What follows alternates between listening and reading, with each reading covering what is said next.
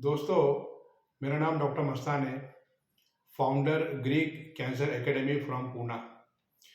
पूना में हम लोग पिछले 20 साल से काम कर रहे हैं कैंसर के पेशेंट्स पे और बहुत अच्छे रिजल्ट्स, बहुत पॉजिटिव रिजल्ट के साथ हम लोग जो है आगे बढ़ रहे हैं।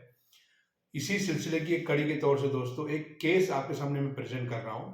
वो केस है CA colon adenocarcinoma of the colon. ये पेशेंट है दोस्तों हिंगोली का।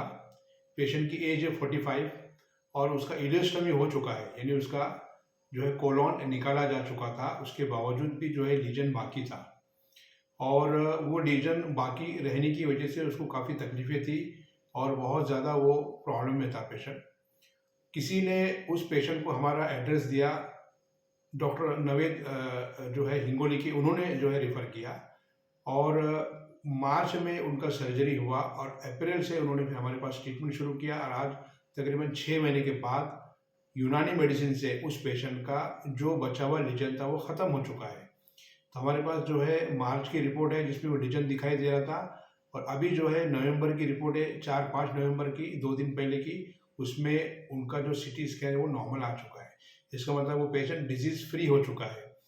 दोस्तों, यूनानी मेडिसिन से अगर पेशेंट डिजीज़ फ्री हो रहा है तो ये अपने आप में बहुत बड़ा अचीवमेंट है। कई एक पेशेंट को रिजल्ट आ चुके हैं और इस पेशेंट को भी बहुत पॉजिटिव रिजल्ट आ चुका है।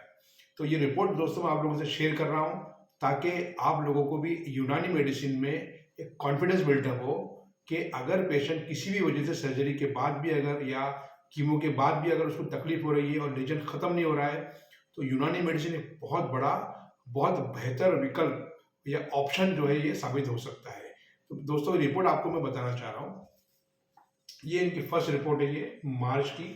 देखिए 28 मार्च की रिपोर्ट है ये। उस पेशेंट का 45 उसकी एज है, मेल पेशेंट। और ये पेशेंट की रिपोर्ट अगर आप देखेंगे दोस्तों तो इसमें आपको समझ में आएगा कि इंटेस्टाइन में स्ट्रक्चर और ऑब्स्ट्रक्शन है। छोटी सी जो गांठ थी या जो मांस था उसकी वजह से वो ऑब्स्ट्रक्शन आ चुका था पेशेंट को और असाइटिस भी है पेशेंट को दोस्तों। अगर आप देखेंगे तो माइल्ड असाइटिस भी है, यानी अगर पेशेंट को इसी तरीके से छोड़ दिया जाए तो दोबारा वो लीजन बढ़ेगा और असाइटिस बढ़ेगा और पेशेंट जो है वो कॉम्प्लिकेट होगा या आगे की स्टेज में जाएगा और पेशेंट जो है वो खराब हो सकता है। अब जो है ये मार्च की रिपोर्ट के बाद पेशेंट हमारे पास आया, अप्रैल से इलाज शुरू किया और अभी नवंबर तक उसका इलाज चला है। तो ये नवंबर की रिपोर्ट देखिए दोस्तों, पेशेंट का नाम देख सकते हैं आप, ये नवंबर की रिपोर्ट है ये।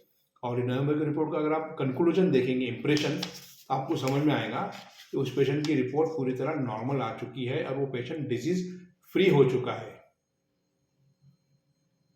तो दोस्तों ये कैंसर का इलाज जो है यूनानी मेडिसिन से बेहतर तरीके से हम लोग कर सकते हैं। पेशेंट की क्वालिटी ऑफ लाइफ इंप्रूव कर सकते हैं, पेशेंट का पेन कम कर सकते हैं, पेशेंट की वॉमिटिंग कम कर सकते हैं, पेशेंट को जो है पेशेंट अपने नॉर्मल लाइफ जी सकता है यूनानी मेडिसिन से। ये इस बात का एक बहुत बड़ा उदाहरण, बहुत बड़ा एग्जाम्पल है। Thank you very much. Thank you.